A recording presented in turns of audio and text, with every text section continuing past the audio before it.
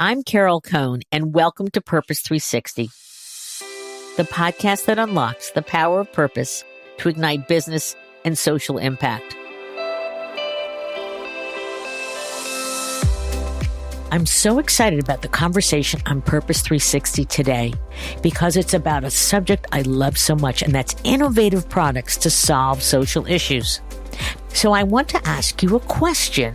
Have any of you washed your clothes? Sure, yeah. You throw it in the washing machine, you press a few buttons, and you're done.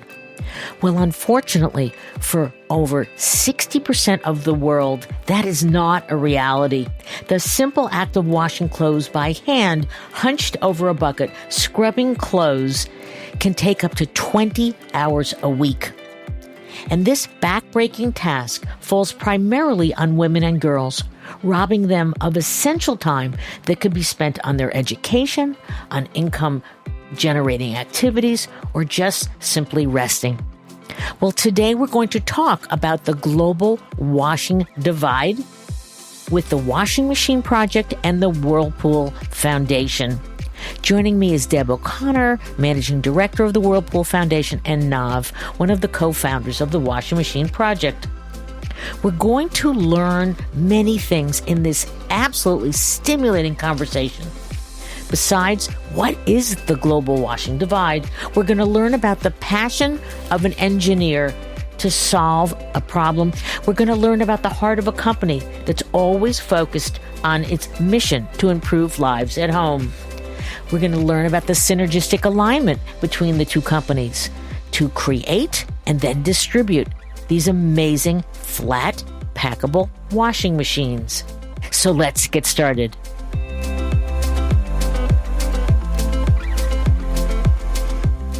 Deb and Nav, welcome to the show. Thank you. Thanks for having us. Thank you, Carol. Really excited about the conversation. Oh, it's going to be great. So I always like to start for our listeners, which is a brief introduction of yourselves and why do you do the kind of work that you do? My early career, I started in nonprofits. So I learned to do a lot of work with volunteers and that kind of thing. And then when I came to Whirlpool, one of the reasons I said yes to the role is because I would be able to participate in some nonprofit organization. I worked for the KitchenAid brand, and we had a program with the Whirlpool Foundation. So that excited me. And as I moved through my career, I am now doing the social responsibility for the company and, of course, with the foundation role as well.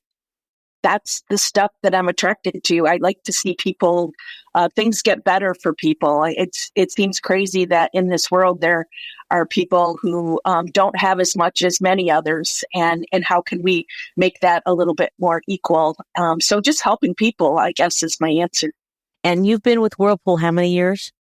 20 years. 20 years. And you've done some amazing work prior to this relationship, and we might get into that a bit later. Nav, how about your background, and why do you do what you do? Yeah, it's a really good question, and I rarely get to sit down and reflect on the why element. I think it's, we're just doing all the time. So thank you for the opportunity.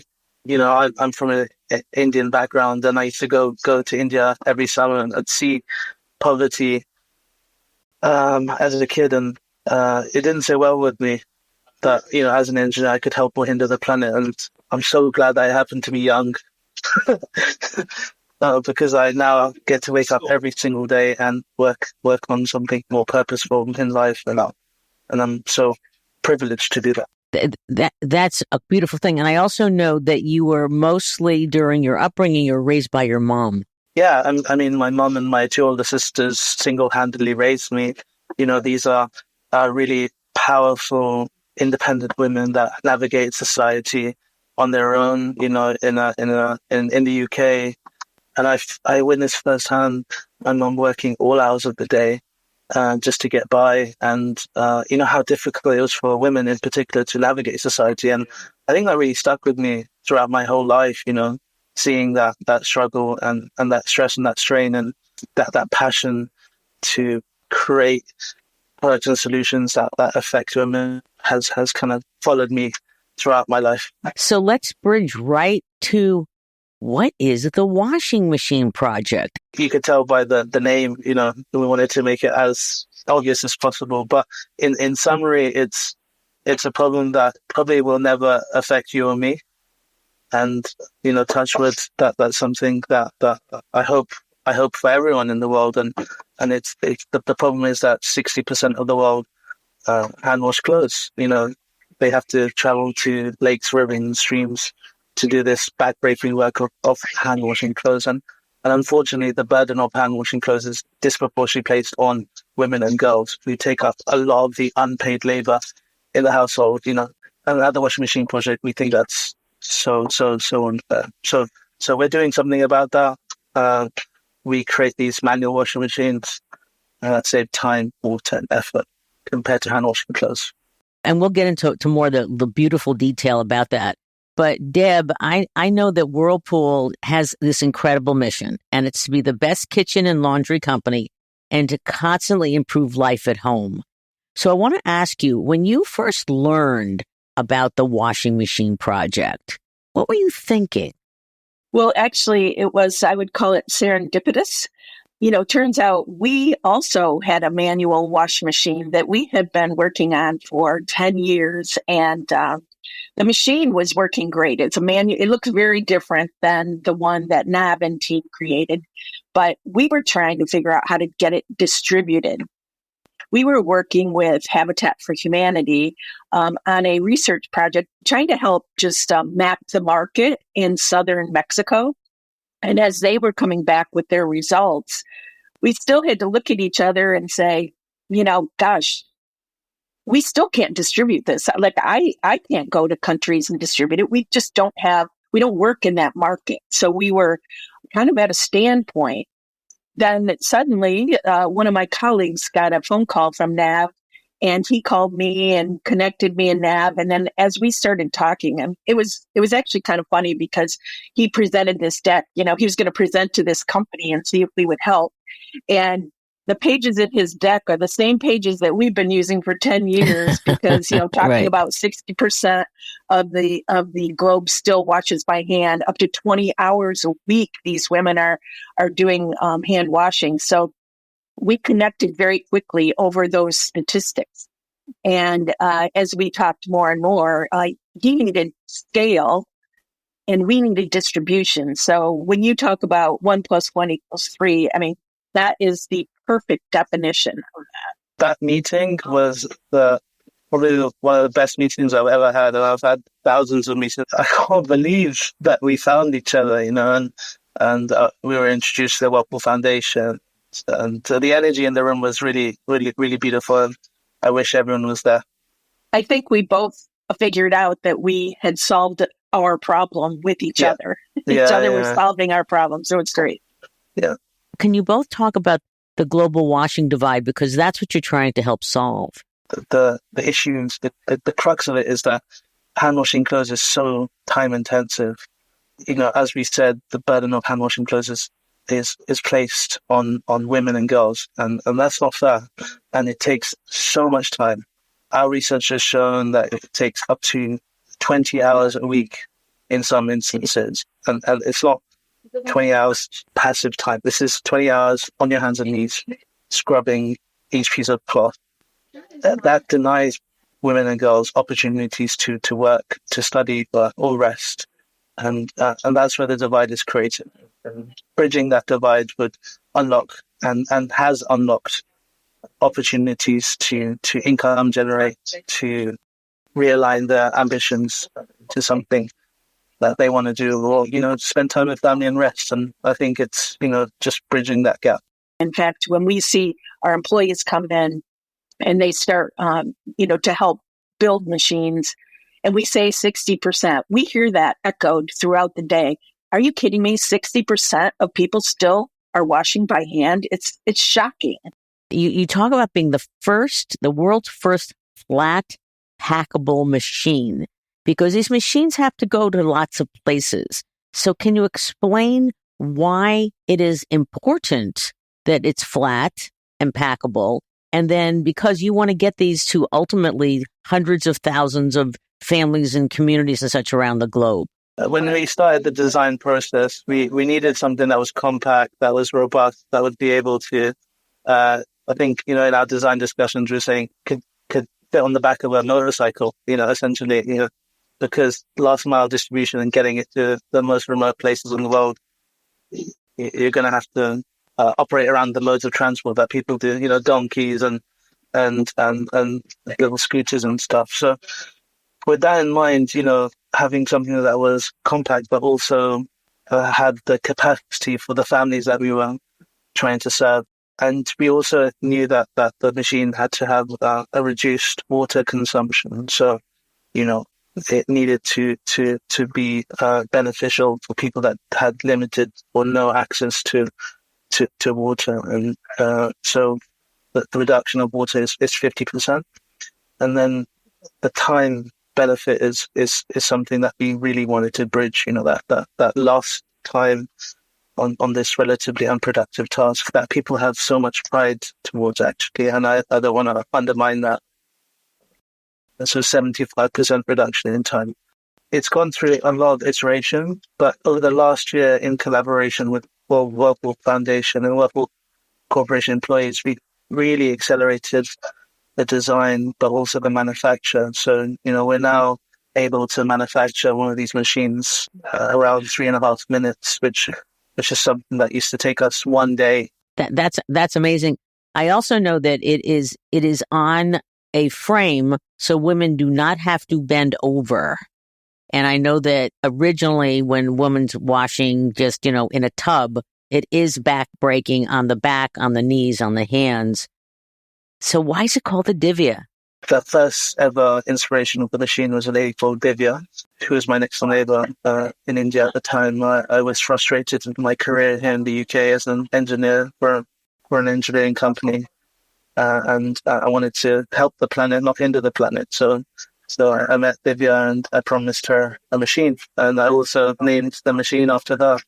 And I made sure that everyone knows Divya's story. And actually, I was lucky enough to go back to Divya after that 6-7 year long promise. I took Deb, Rosa, and some of the other Whirlpool employees. And for me, that was a massive moment. Personal journey, a lot of people have put their careers on the line, for this moment, where, people challenged whether this happened. And for me, that was just wow. So Deb, what was it like to take that trip? And I also know that your global head of sustainability, Pam Klein, went with you too. I mean, I knew it was India. I knew it was, going to be a remote village and, difficult situation because these are people who are spending a lot of time washing by hand. But to go into that community and see the conditions that they live in, it's hard, but they're very proud. And the houses that we went into were extremely clean, and they all offered us something to drink and to, something to eat. And it was like, I have so much, and I go in and see that they appreciate what they have. It was really touching. And then the moment that we delivered Divya her machine, I mean, I could see Nav very, very proud. Divya very happy. Divya's family was there. They were happy. And Divya's daughter helped put the legs on the machine. So actually, I think Divya's daughter is soon going to be an engineer at Whirlpool in Pondicherry because she was amazing. She knew how to use the tools, etc. Then after Divya, though, we distributed 10 machines on that trip. And we would walk through that village a couple times a day or, day after day. We were there for 4 days, I think. And to see the women who just got done washing and the smiles on their faces. And another woman, when we distributed, she put all her saris in there and put the water in and turned the dial a few times. And then she walked away and we kind of looked at each other like, where'd she go? And somebody went over and she was already doing other chores. She figured out she was going to be able to save time just like that, It was really, really amazing to watch, and they were so appreciative. And then to hear results 3 months later where they truly are still using it, they're appreciative. It's saving them time. All of the things that we had hoped and dreamed of for this trip really just came true. And to think that we're building more and more and more of them to have a lot more Divyas in the world is pretty amazing. And I think, that balance between sympathy and empathy is really important. The people that we're distributing these machines to, they're so proud, that they don't want handout. They want opportunity. And I think that ability for Deb and the team to show the empathy rather than the sympathy is so important, and it's so beautiful to see, and they got it straight away. And I think, that's so powerful. It's from a partnership perspective, where partners just get it. Very rare that happens. And the engagement of welcoming these people that are trying to help into their society, with the culture and the food and music and the dancing and the murals was just fantastic to see. Yeah, I'd love you to talk a little bit about the murals, because those were, it's part of the culture, and they're called Kolams? Correct, yeah. And so can you explain a little bit about that? Because some of them were just amazing. So basically, every single morning, these women go out on their front porch and they use rice powder, and it looks like chalk. They draw a design out on their front porch, and it's in the dirt that's on the front porch. And as the day goes, it kind of gets messed up, but it's basically like an art with a lot of lines and dots, and sometimes they'll draw pictures, but the art just showed the intelligence of these women and the ability to do everything for their family and their desire to do everything for their family. I wish I could show you these images on the podcast, but I can't. I love it. What are 2 or 3 other insights that were absolutely critical to make this relationship powerful and also built to last? Different countries and different regions do different things, and understanding that's really, really challenging. And that's I think that's where the washing machine project can add value to a partnership like Whirlpool, where they are amazing. They are amazing at building products. Just in the last year alone, with having these dedicated skill-based volunteers who work around the clock, so passionate, so invested with this partnership, to do what they do above their day jobs with young families is something that I will never forget in my life. And they have really moved the needle in our product development and our manufacturing. And we wouldn't be able to distribute at the scale that we're doing now and in the future if it wasn't because of those people. Deb, talk about what have you learned? Because, you've had other partnerships in the past, which have been great, but this one seems to be so extra special. And I know your employees are really, really excited about it. Yeah, our employees are really excited. And I just, when Nav talks about the engineers who helped, just refine the machine a bit, I didn't even know all of them were working on it. I recently added up the number of people who were involved, and it's 35 people have touched the refinement of the machine. And as Nav said, that's on their own time. And they also built an entire assembly line. It probably has maybe 12 stations at it. And the assembly of it goes from table to table. And they built it so that any employee could work on it. And the heart that it takes to do that, the values of, respect and just thinking about other people, helping each other get through the job. Deb, talk about your commitment, because a lot of foundations will only do a 1-year commitment, which is very difficult for their partner. So talk about your commitment, the numbers, but also the length of it. Yeah, I think we saw that it was going to take more than 1 year to really truly make an impact. It took a year to build up to this and be able to, have our assembly line and figure out how we're going to bring volunteers in and make it a good experience for them. And how are we going to get, once we built those machines here in little Benton Harbor, Michigan, well, how are we going to get them out of here into the people who need them? So we went with a 3-year grant, although we have goals for 5 years. That's what we decided to do. But I think even more importantly are the employees that have jumped in. I mentioned the core team, but also, we've had over 200 employees volunteer to build machines, and they have to take an entire day off of their work in order to do it. So it's pretty impactful to see how people have jumped in, and we survey everybody when it's done, and they love it. They love it. We have return volunteers. Sometimes we have to ask the return volunteers to back off a little just so that we can get the new people in, because everybody wants to build.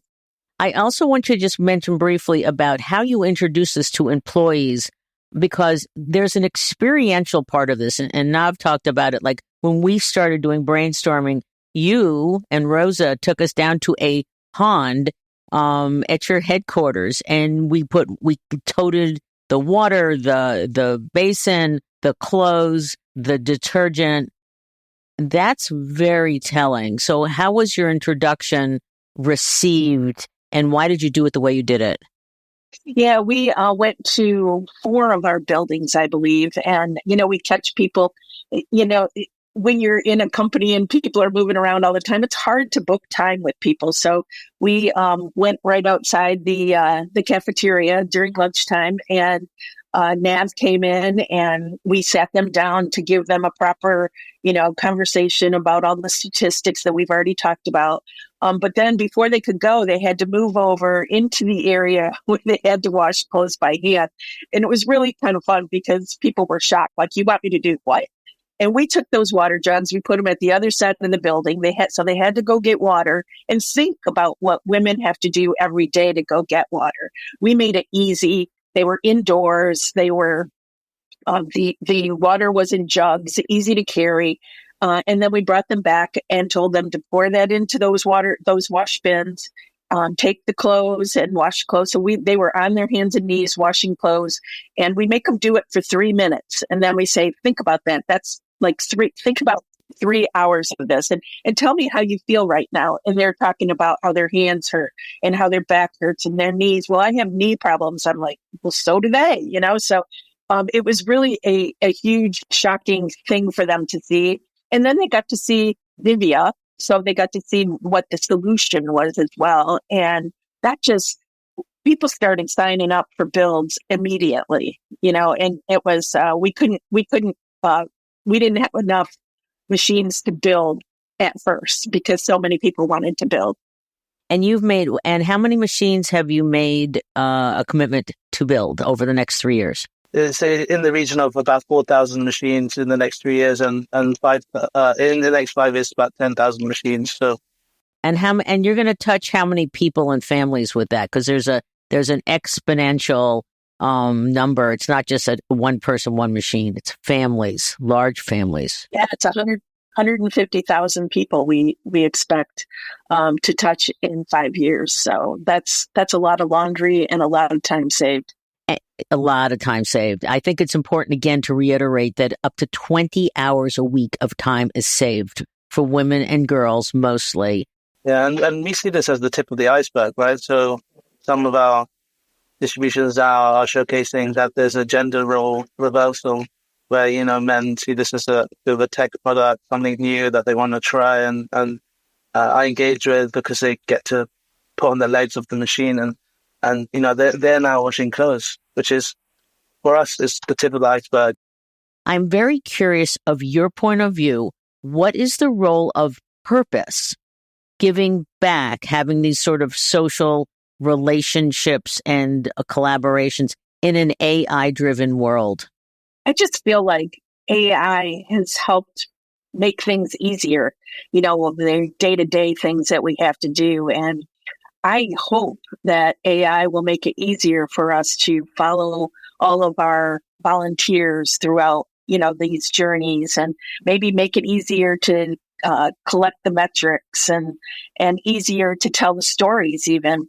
And, purpose will always have a role in companies, and in some companies anyway. And I look forward to it. I always kind of go rogue a bit, which is, the people that we support are people that their lives are not going to be touched by AI for a long, long time to come. I think, in an age where, 1 billion people are going to go hungry today, and 5 billion people have to travel to the river or the stream or the lake and hand wash clothes. I think, more people focusing on solutions that have positive impact on the world is the way forward. And if AI can help with that, then that'll be great. Super. I love that. So I always give the last word to my guests. Anything we've left out, anything you want to punctuate again?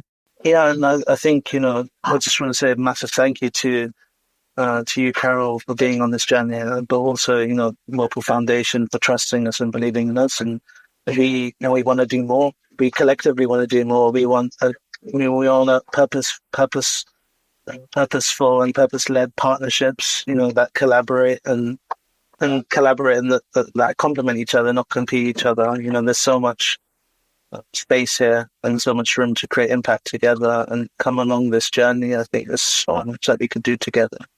Our website has a contact form, with prospective partners that they can sign up and we can have a conversation. And we want to bring Whirlpool along the journey with us and complement really accelerate the impact that we're creating for millions of lives around the world. I say join us. I think Nav and I are saying the same thing. We need help. There's 60%. That's a giant, giant number of people who are still washing by hand. And, they live in areas where we can't provide wash machines. They live in areas where there's unstable electricity and unstable water sources. So we need help. And we look at each other when we talk about the funding. We're funding the washing machine project right now, but we look at each other and say, we need more machines. We need more machines. So we invite other companies to come, please join us and see how you can help. So I want to thank both of you. I would hope that if any of our corporations that are listening that truly want to learn how to do this really well, that you could contact any one of our guests. Thank you. Thank you so much.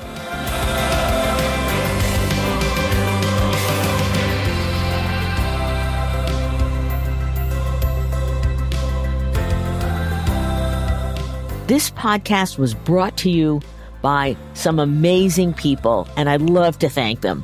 Ann Hundertmark and Kristen Kenny at Carol Cohn on Purpose, Pete Wright and Andy Nelson, our crack production team at True Story FM, and you, our listener. Please rate and rank us, because we really want to be as high as possible as one of the top business podcasts available, so that we can continue exploring together the importance and the activation of authentic purpose.